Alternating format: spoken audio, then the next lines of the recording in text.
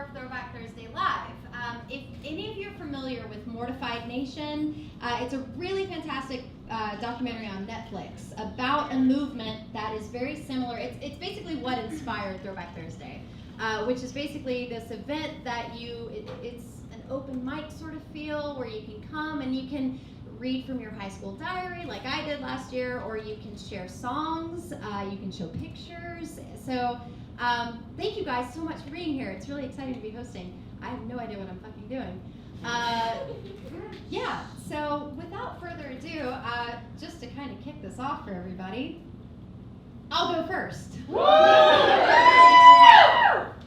right, so first slide, please. So this picture, okay, well, first, let me pose a question to the class here. Show of hands, who took a selfie today? Be honest. Jenna, I know you did. Be honest. These three. All right. Anybody else? All right. Who took a selfie within the last week? Be honest. All right. Nice. Who remembers taking their first selfie? Jenna, of course. All right. So this is my first selfie ever. Let me put my phone on. Okay. So this is my first selfie that I ever took. This is also the night of my prom. Woo! Yeah, this was me, 2005. Noble Cummings is a star! Oh, yeah, Noble Cummings. We're not going to talk about him this year. Yeah, so this was my first selfie ever. This was my prom night. So to really give you an idea of the setup of this photo, I have to kind of backtrack a little bit. So to know me is to know that I'm a huge fangirl for the Phantom of the Opera.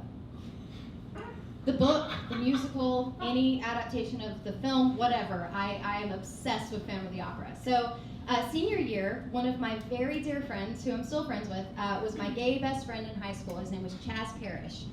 And he came to me and he said, I'm on the prom committee and I really need ideas of what to pitch for our theme this year for prom. And I said, well, why don't you go with a Parisian masquerade? Because if you're familiar with Phantom of the Opera, there's a Parisian masquerade. So, okay, this was 2004. This was just before the new year, before the prom committee convened, if you will. So 2004 was when the Gerard Butler, Emmy Rossum, Patrick Wilson film came out. And Chaz came to me and he said, Britt, you know, what would you like to see in our senior prom? And I said, well, a Parisian masquerade. I think that's what you should go with.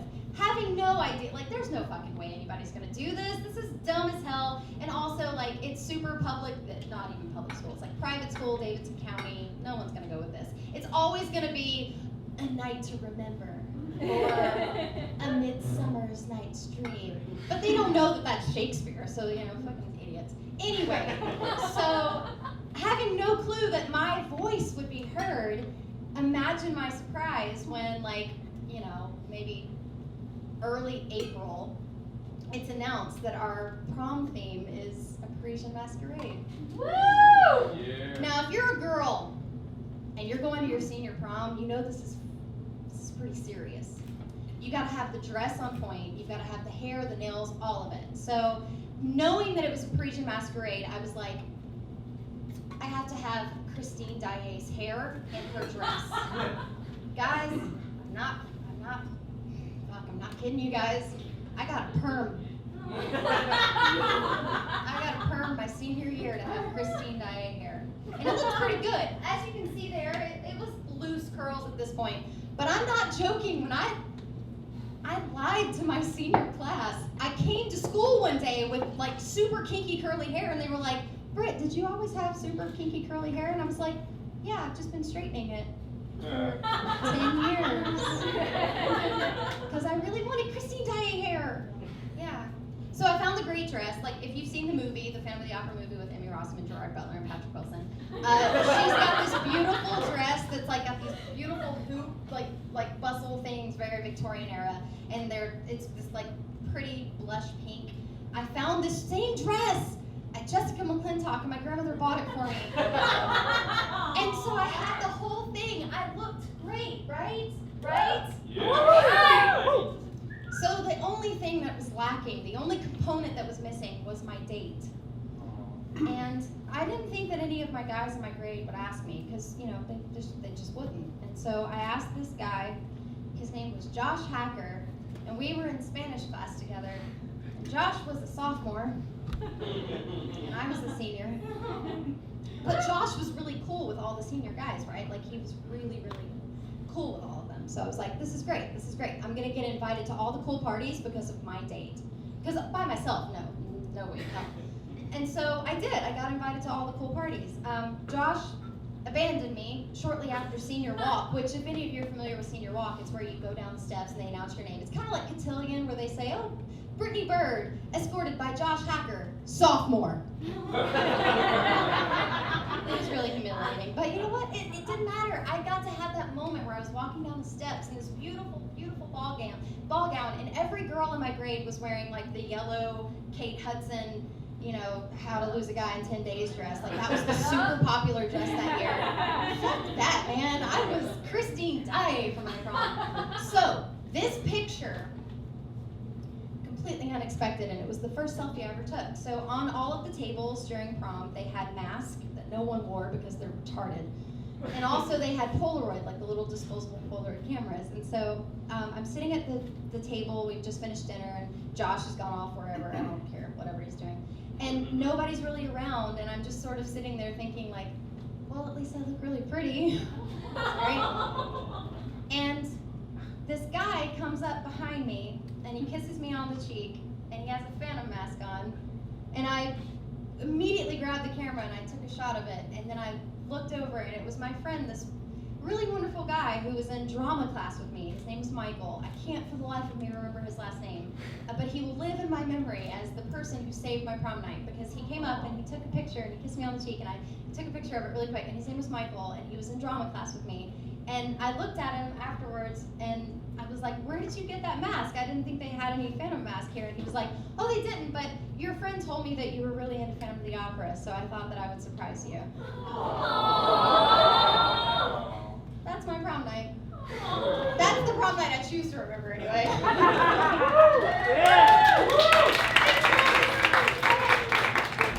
yeah, without further ado, as a host, I guess I have to do this now. I want to introduce you guys to someone really, really special. I only met him like 2 days ago, and he's already one of my very favorite people. Please put your hands together for Mr. Phillip.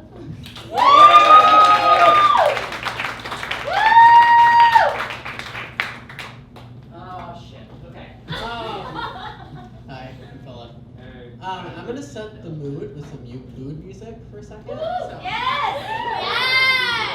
Okay, let's figure this out. This is like an exact replica of like a freaking thing that I had when I was like 12. So that's fine. Let's see.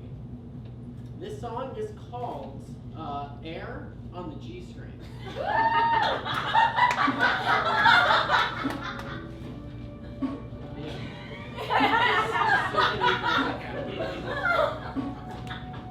I'm gonna cut that shit off. Okay, so you can go ahead and put the first picture because I want like a good example of what I looked like in high school. And I know what you're thinking. I don't have reverse Benjamin Button disease. I'm not getting younger. It's fine. So this was a picture from my junior year when we went to like fucking Universal, and we were like, it was raining and pouring, whatever. But I want to talk to you about a song I wrote when I was a fucking junior. So it is very embarrassing to look back on this song because at the moment I want to just start off by saying I thought this was fucking good. Like I thought it was like the pinnacle. Like I was gonna get famous off of this song. Like I was gonna be like super famous. Anyway, so I wrote the song for a girl. And that didn't really work out for multiple reasons. You can go ahead and switch to the next picture. Yeah. So that is actually what I looked like at this moment.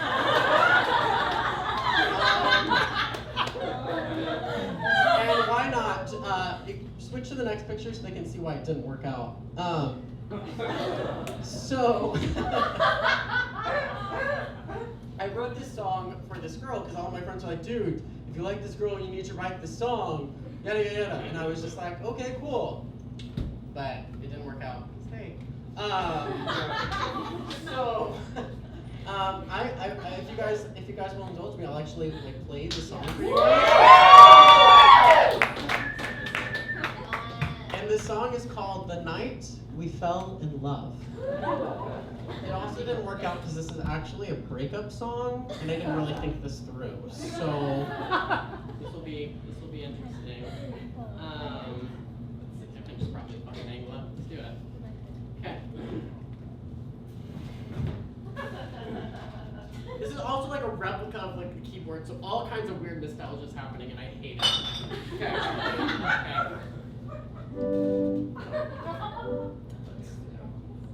Okay. There we go.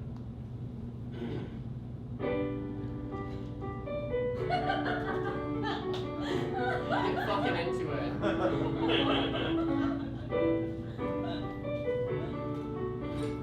I can't believe I'm singing this fucking song.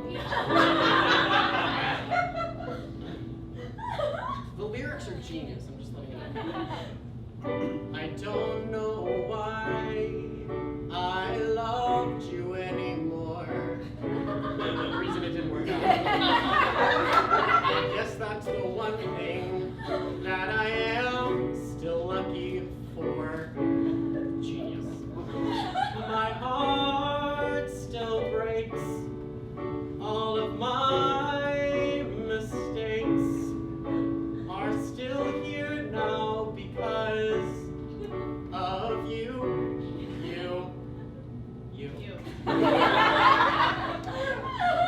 Because when a heart breaks, it breaks for life. It's a soul like a butcher's knife. And all the lies and all of the strife come back to you. And the memories full of regrets, they leave me in a cold sweat. Yes. Your silhouette, let's just forget the night we fell in love. We fell in love. We fell in love. We fell in love. We fell in love.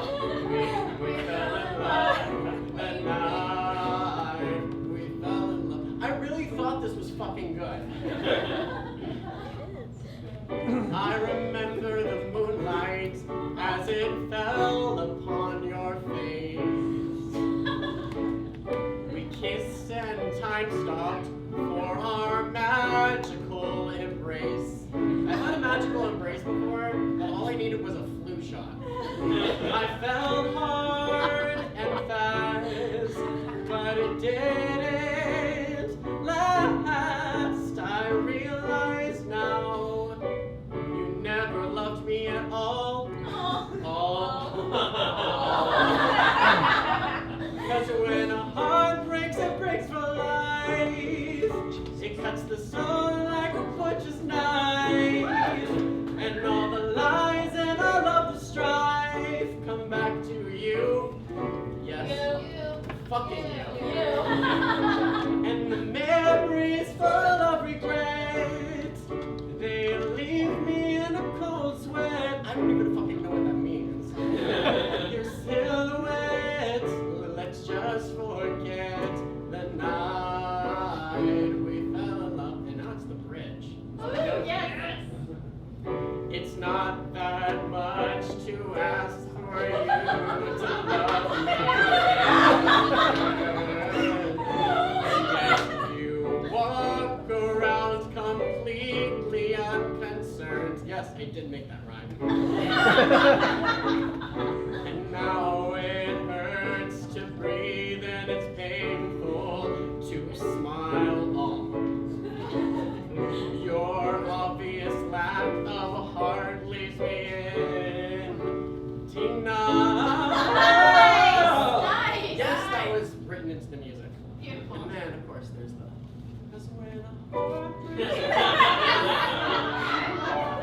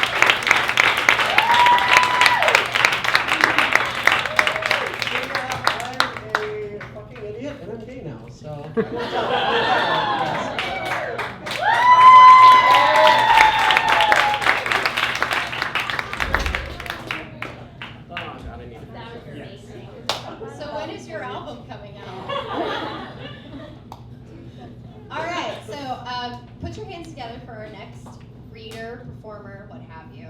Her name's Audra. I can't say that I know her personally, but she seems pretty fucking cool.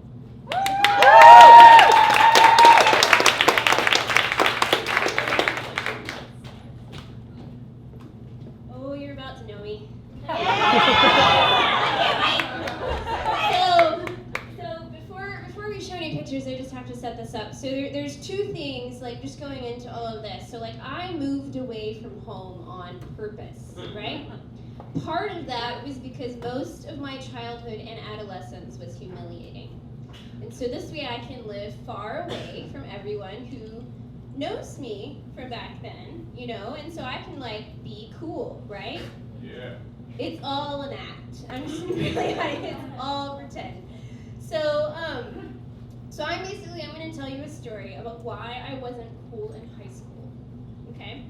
So back when I was 7, okay, so we have to go back to then. I was actually really cool, and I was very cool because I would totally dig in the mud and get out like worms and bugs, you know, and as a girl, you know, back in the day, that was pretty awesome. So two unfortunate things happened whenever I was 8 years old.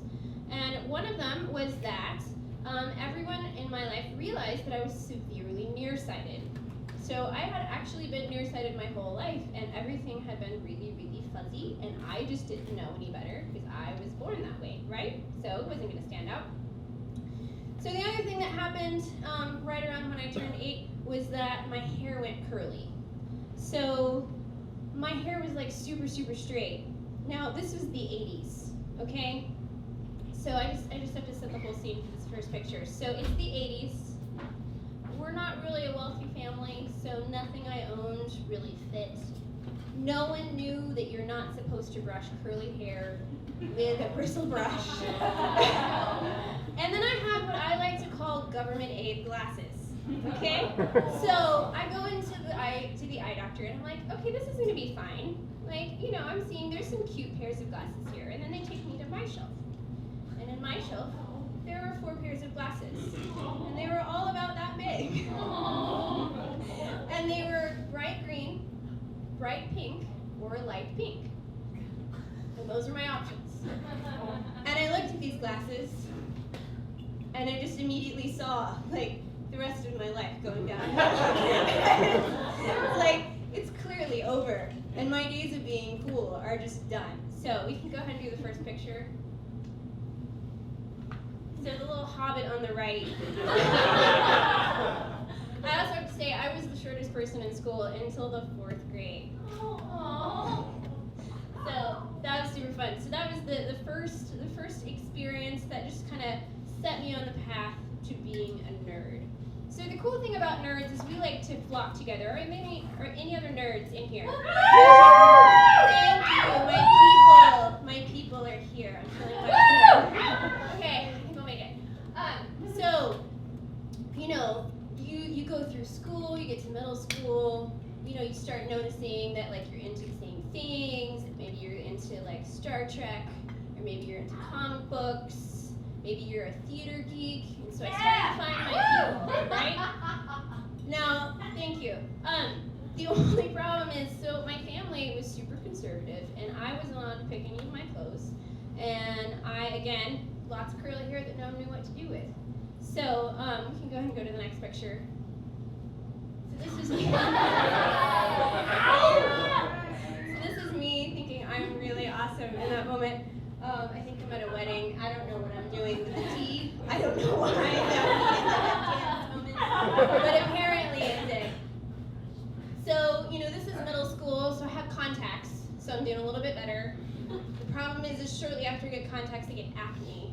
We all know how that felt, right? I mean, that was just a kick in the confidence right at the worst time. So we can go and go to the next one. So this is me at 15. So this is when I had started spending all of my time in the theater, and that's hence the theater tan, which is what I like to call it. I worked really hard on that.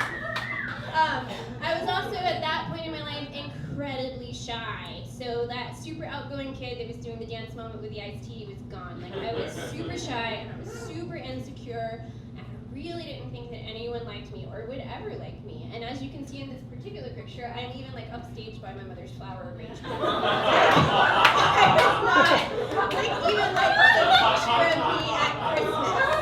Like the flowers are in the foreground, right? So I'm just laying it all out. This is why I left home. Okay. So you grow up, right? And I don't know if any of you were nerdy as a kid, and then as thank you, I see those hands, and then as a teenager, which is even harder. When you get older, it's not like there's this magic moment where you all of a sudden realize that you're not lame, right? Like, you go into adulthood and you're still trying to compensate a little bit. Like, you're still trying to be like, but I am cool and I do cool stuff. Like, I'm getting into my mid-20s, and I distinctly remember this moment where someone turned around to me and was like, oh, well, you're obviously into fashion. And I was like, what? I'm sorry, what? Like, literally no one has ever said that to me in my entire life. And then, shortly after that, someone was like, will you help me fix my hair? And I was like, I'm sorry, you want me to what? Like, this is not me. Like, I can, tell you all about, where engineering level is on this Starship Enterprise. I can tell you fix your hair. Like, this was completely outside of my realm of experience. And I realized I was talking to my husband a few years after that, and it's like, I really wish that it's like you get a certificate, like someone actually hands you a "you're not lame anymore" certificate, right? Does anyone relate to that? Like, even as an adult? Okay. So, I just want to know, this is an audience participation moment. So I just got up here and showed you my two, at least, of my most embarrassing pictures ever. So, just want you to join with me in this moment, okay? We're all going to be vulnerable together, right? So the first thing about being really nerdy is a lot of times you sit alone at the lunch table, right? Anyone experience that? Okay. Can I get two people who want to come up here? Good. Yeah. Okay, so this is your official certificate that says, I would totally sit at your lunch table. You ready? Can we get a picture of this?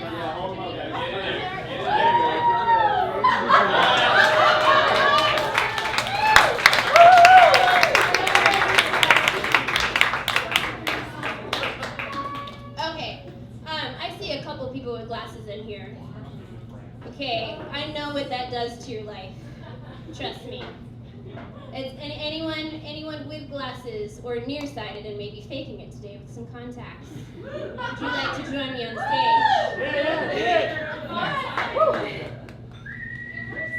So I have to tell you this. So when I was bullied as a child for having glasses, everyone knows the statement, right? 4 eyes. Okay, so being myself, I would immediately correct people and say, it's not 4 eyes, it's 4 lenses. Which, pointing out the scientific inaccuracy of bullies' taunts always works.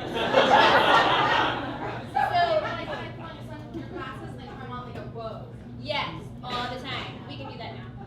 So I have a certificate for you guys. Your 4 lenses are lovely windows into your soul. Okay,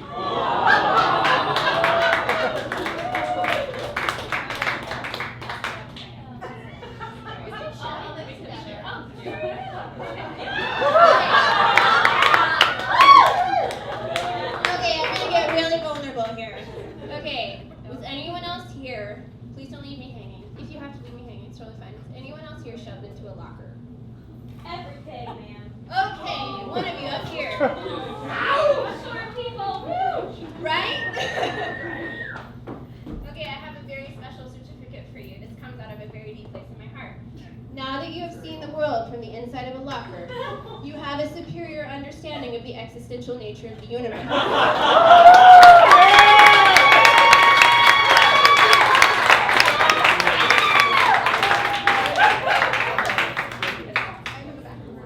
Anyone bullied? Okay, 3 people up here. Bullies suck. This is like a in the past. One of my personal heroes in my life is my relate a lot. He was actually the inspiration for this one.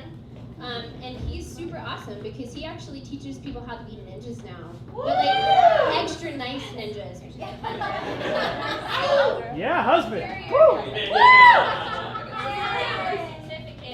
This is the things that you were bullied for in school are the things that make you awesome.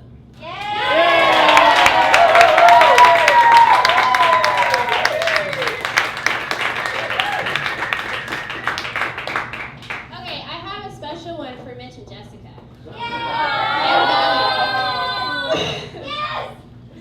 Jessica, if you want to come up here and Except on our behalf, unless Mitch can get down. I'm coming. Come on, man. Take it off. Take off your shirt. Okay, so how many drama freaks in the room? My people. Okay, here's your certificate. You may have been a drama freak, but now you've proven that freaks are the best people.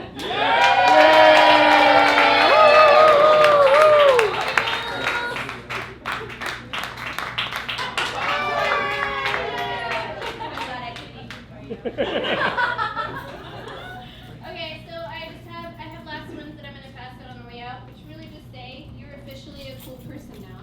And some people even look up to you. And I think that's a really important thing to learn as a former geek. You know, is there is a moment where other people are looking at you and they're looking at how you dress and how you act and how you interact with the world, and they are looking up to you. So have a moment. Everyone here, can you just repeat after me in closing? I am cool now. I am cool now. And some people Even look up to me. Thank you.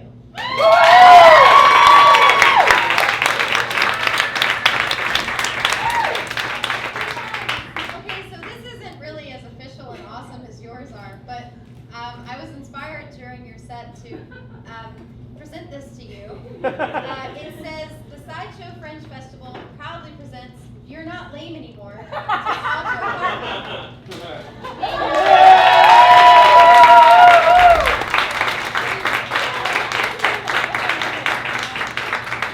Man, I don't want to be that like weird person that's like, that's why we do this. Also, I mean, for real, that's why we do this, right, Jess? Like that was a really awesome set, right? So, the next person that I want to introduce is someone that we were talking about it earlier today. This time last year, we actually weren't friends. And it wasn't anything like personal, it's just that we just didn't know one another that well. And it's amazing how a lot can change in a year, right? So Cody messaged me on the AIM, and I was in love with him. And he started like trying to get it out of me that I liked him. Finally, I admitted it, and he said, "JK, no one would like you. You're fat." What? So I just wanted to preface this with that. So then the next guy I liked, I was 14. I was in a community theater show called A Christmas with Scrooge. Yeah, we've all been there. Yeah. Yes. And then I was in 8th grade, and a junior in high school comes up to me at auditions, right? And he goes, "I haven't seen you here before." It was like a bar, but like for high school.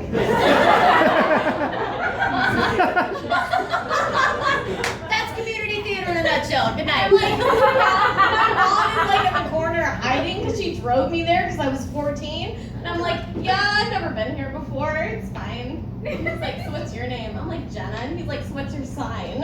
No. Yes. Yes. I had a necklace with a Scorpio sign, and I'm like, "Scorpio?" He goes, "I'm Scorpio." I'm like, "Oh, really? Cool. I'm Jake. I'm Jenna. Nice to meet you. I'll see you later." My mom is like in the top corner of the theater, and I turn to her and go,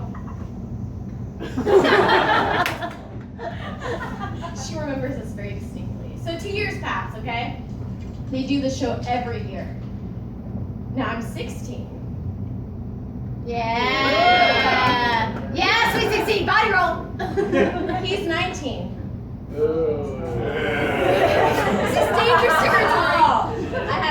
on him for 2 years. This is how I discovered Taylor Swift. I was like on iTunes, I was like, how do I feed my angst? Teared off on my guitar, that's how.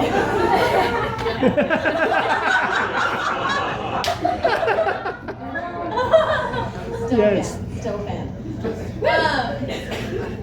So I do the show again. 2 years later, he asks me out. What? Still, never been on a date. Never been kissed. 16, never been kissed. So Jenna, who wrote fan fiction at the time, decided to write. I would call it a diary entry, but it's not. I wrote a narrative of my first date. I'm gonna read it to you tonight. And I wore these boots and this sweater. Yes. And True Religion flare jeans with like the flat pockets. So I'm gonna like give you a visual real quick. Fill the silence, please. All right. So I don't know what I was trying to achieve with this narrative. Maybe subconsciously I knew I'd read it for a crowd of people, but really I don't know, and I don't know how I found it. But here we go. Something about that room seemed different.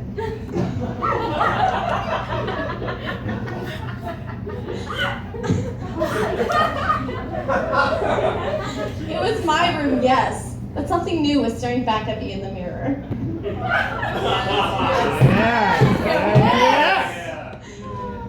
It wasn't just Jenna Pryor, the girl who faded into the background like designs on wallpaper.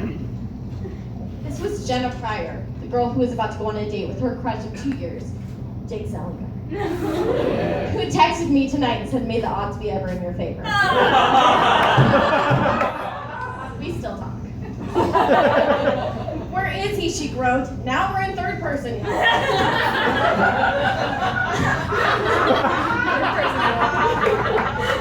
And flipped her phone open and closed again, hoping to see the little blue light that indicated a new text message. I had a sidekick. Did anyone else have a sidekick? I had a sidekick, the little blue light that made me want friends. "I'm on the way." She read it over and over again.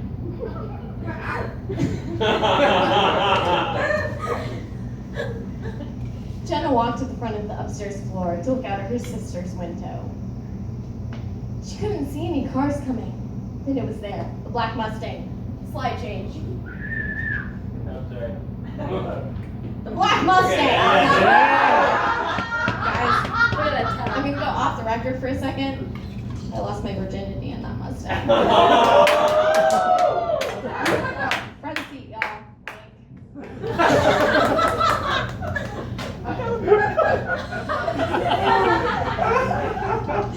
That black Mustang! He drove her around in a few times now. "He's here!" Jenna yelled to her dad and stepmother, who were downstairs waiting to meet their daughter's Prince Charming.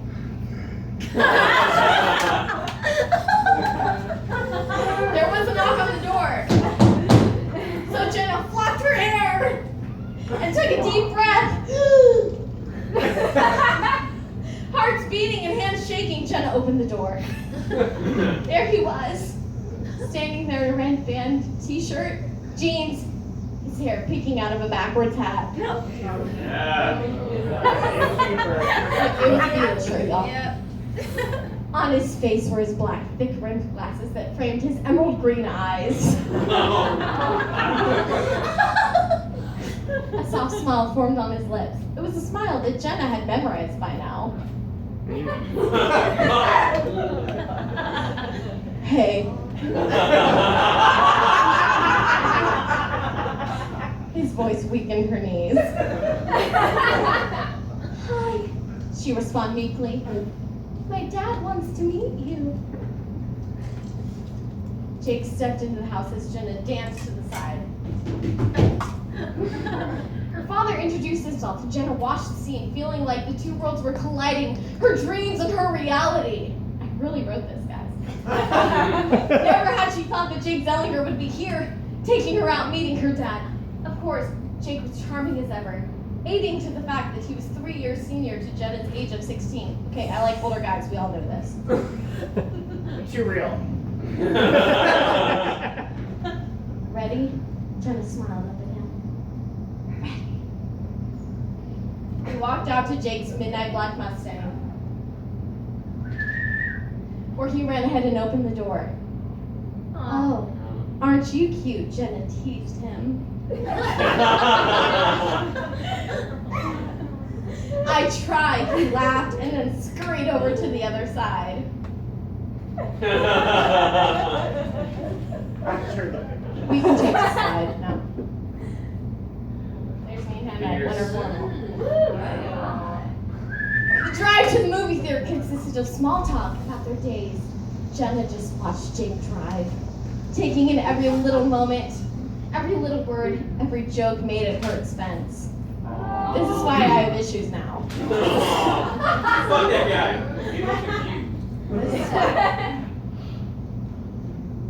Without wasting time, the second they sat in the cushy theater chairs, we went and saw Yes Man by Jim Carrey. That's all I have to say about that. Jake moved up the armrest and snaked his arm around Jenna's waist. Not missing a beat, Jenna nestled her head into Jake's waist. Jake's shoulder. She was fully convinced by now.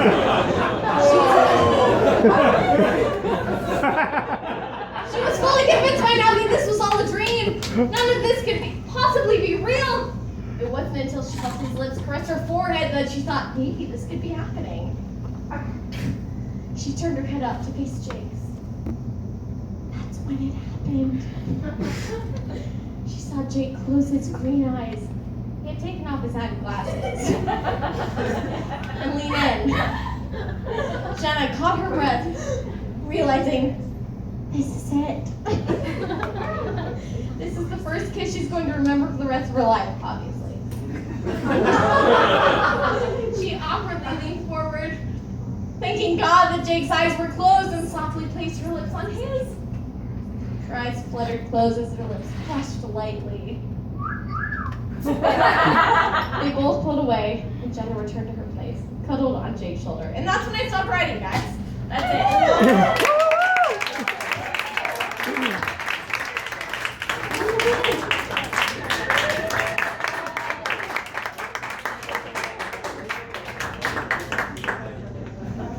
So, Jenna, when are we collaborating on fan fiction? Because it used to happen like yesterday. Yes. What fan fiction did you write? What? Like, what did you write fan fiction for? You know what I wrote? What was your fandom? American Idol! Yeah, it was. What? I have no shame! I thought we were born Buffy and Phantom of the Opera. Yeah! Oh my gosh. Awesome. I'm going to do a self-promotion, and then I'm going to hand it over to one of our very talented acts tonight. Come see Matt and Ben. She's really great. It's been out like, anyway, so, yeah, without further ado, I want to bring up one of our very talented and beautiful, and she's this glowing beacon of light, and I love her so much. Get on up here, Kara. Come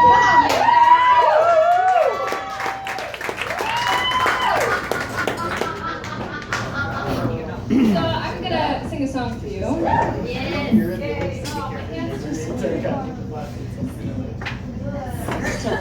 Okay, so while Ryan gets ready, I just want to tell you that I was not a fair weather corn fan. I mean, I had the t-shirt, the poster, and just my mom took me out of school during lunch in junior high so I could go to Hastings and purchase their album issues. But the true testament to my corn fandom was over the holidays, I was also very into sculpting things with clay, sculpting. And I made each corn member a figurine that I could hang on the Christmas tree. But unfortunately, they were too heavy and kept falling off, and like their dreadlocks would pop off. So it didn't work out. But this is by far their most classic and greatest song, so please enjoy Freak on a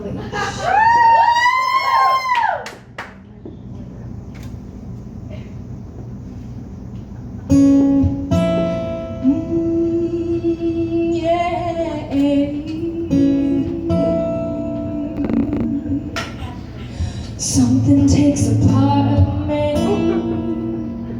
something lost and never seen. Every time I start to believe something's ripped and taken from me, life's gotta always be messing with me. Can't they chill and let me be free? Can't I take away all this pain? I try to every night, all in vain. Sometimes I cannot take this place. Sometimes it's my life I can't take. Sometimes I cannot feel my face. You'll never see me fall from grace. Something takes a part of me. You and I were meant to be. A cheap fuck for me to live. Something takes a part of me. Feeling like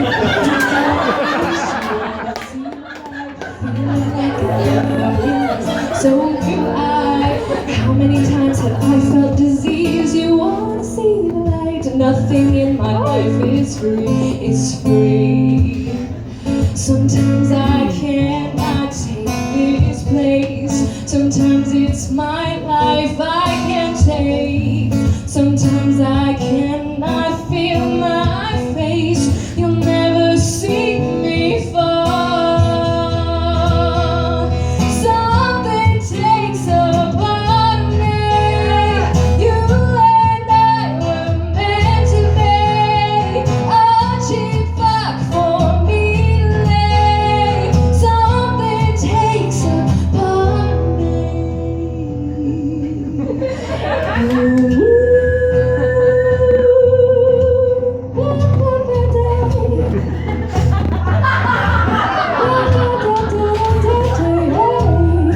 It takes a part of me, a part of me, a part of me, a part of me. Sometimes I cannot take this place. Sometimes it's my life I can't take. Sometimes I cannot feel my face. You'll never see me fall. Something takes a part of me. You and I were meant to be. A cheap fuck for me to lay. Something takes a part of me. Oh, a part of me. Ooh, a part of me. Yeah, a part of me.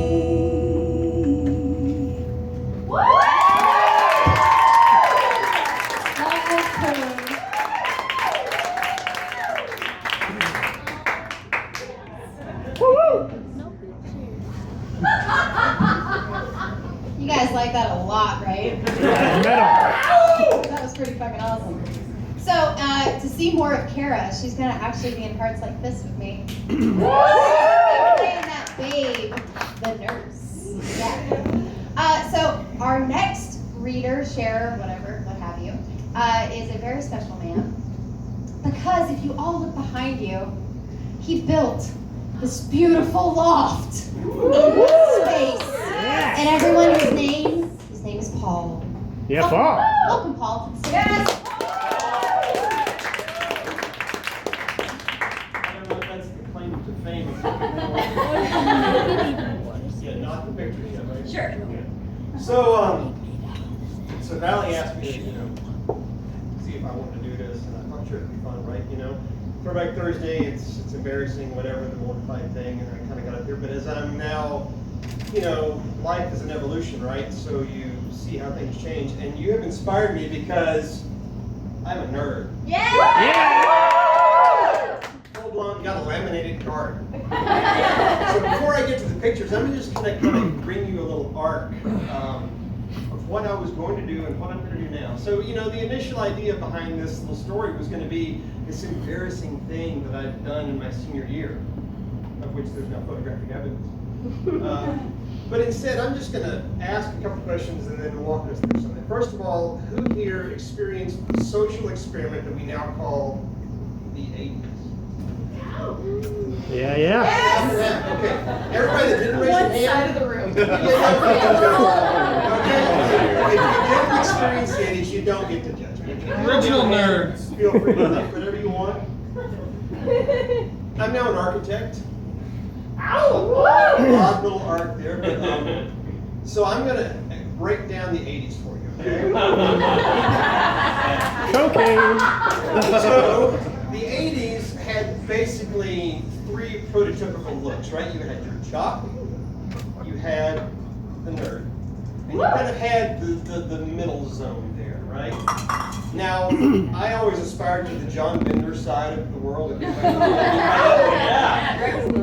But, you know, you kind of have to go a little, you have to leave the combat boots behind every now and then. So I'm going to talk about the standard 80s issue dress. If you went to Chess King naked and walked out, you got your moon boots. Does anybody know what I mean by that?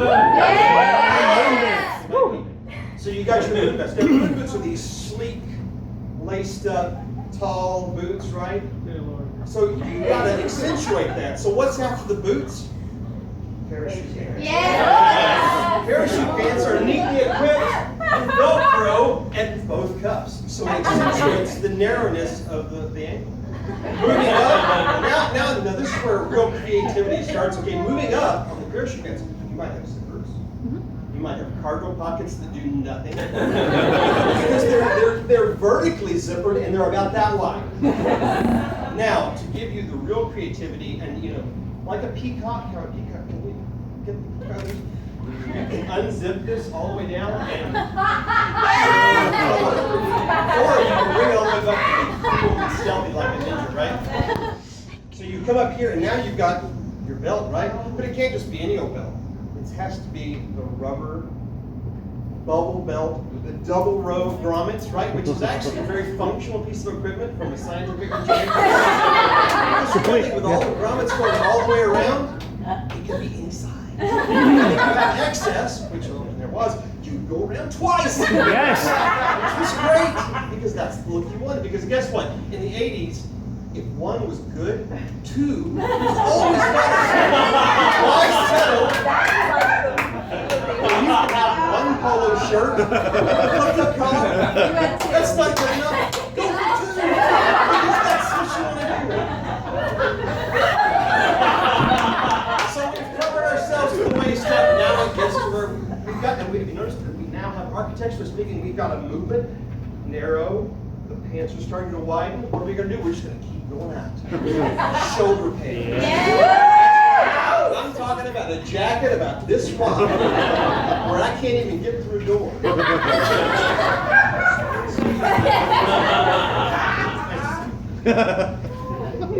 So imagine now in your mind, you've got this look of what the 80s is, right?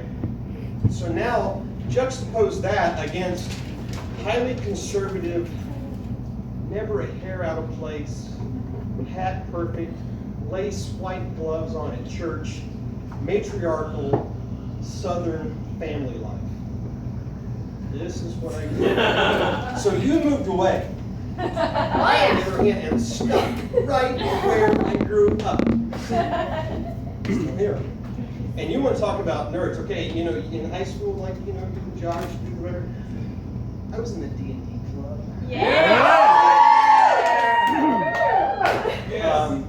You know, I was an art major, so I had that, like, thing going on. So I say all this because the pictures that you're about to see are, once again, I'm yearning for approval. I'm looking for, gee, you know, let me be cool, right? And let's say, now let me ask everybody, at some point in your life, and in our senior year, Debbie changed her plumage and thought that it would be a great idea if I did too. Right before senior pictures. Now again, you know, the Valley reminded me the other day of something that actually makes this story make a lot more sense. Just coincidentally, the year before my senior year, our school changed from the black and white senior pictures displayed all the way down the school hallway to full and bright, vivid Technicolor. Yes. Great. So, please cue the next one. Yeah. I have two words for you. Sun in.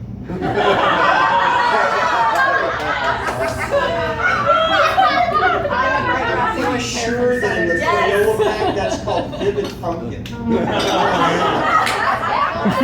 Vivid pumpkin. So again, I may have mentioned that I had the highly, conservative matriarchal grandmother. This senior photograph has never been displayed in the family room. I kid you not. So, I leave you with that. That's all I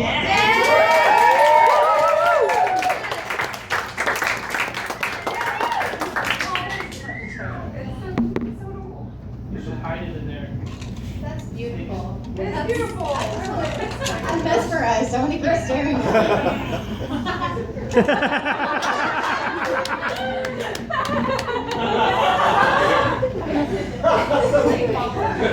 Okay, so who here is familiar with the term like girl crush or boy crush? Yeah. Everybody's got a girl crush, right? Yeah. Look at you, Cassie Hamilton. So the next performer, reader, what have you, that I would like to bring to the stage is somebody that I've kind of had a little bit of a girl crush on.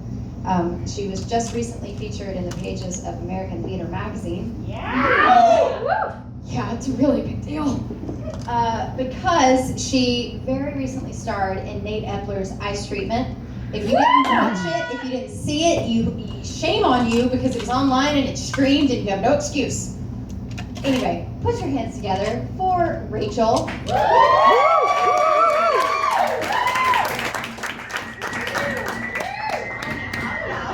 I'll call you. I'm serious, I'll call you. Get my laser pointer. Because I don't fuck around with story time. Serious business. Alright, so the first thing you have to understand is that all you guys have like photos of yourselves and you're teenagers. Here's the problem with asking an old to do this. When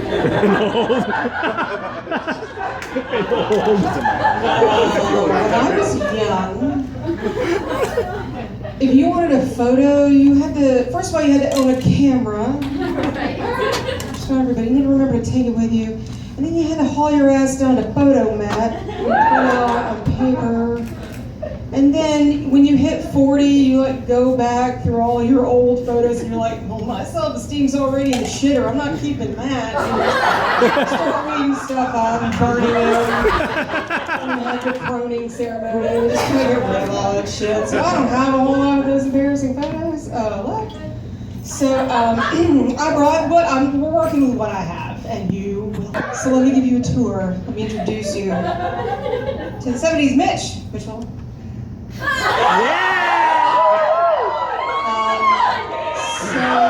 here's what's going on here.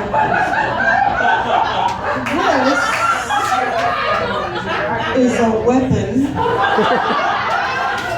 and this is a toddler. Because in the 70s, they just didn't give a shit. We rode in the back of open trucks, we played with lawn darts. On the 4th of July, they handed us a lighter and an armful of fireworks and said, have fun! And nobody gave a shit. But I can't believe I survived to adulthood. It's a miracle when I think about it. But that's not all there is in this smorgasbord of 1974, so let's just take a look, shall we? First of all, I know you are J-Lo jealous of this amazing panel. Yeah, thanks. So this thing right here is a prototype television on legs. You'll notice there are dials. There's no remote. This is the reason my parents had me, because you had to manually turn it on and off.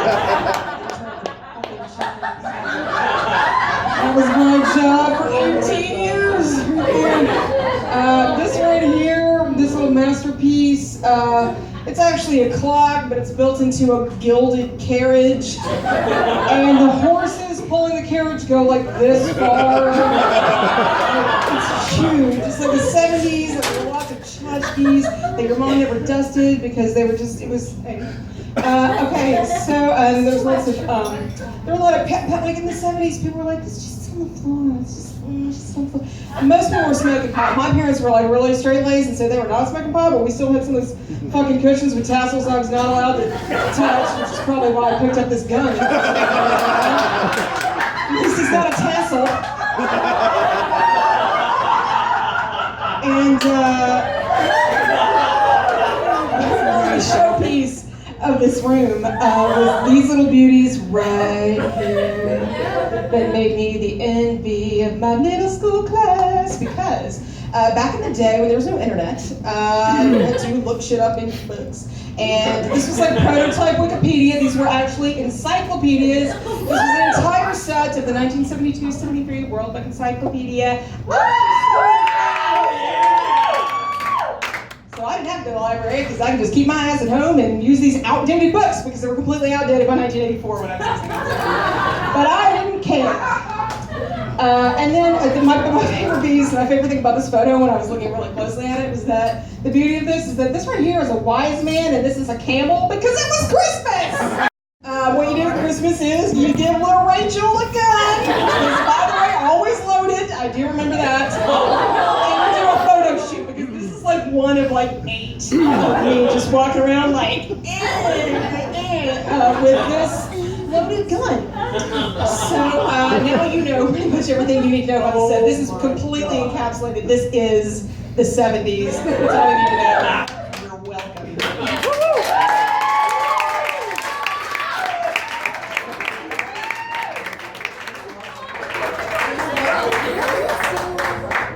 So good.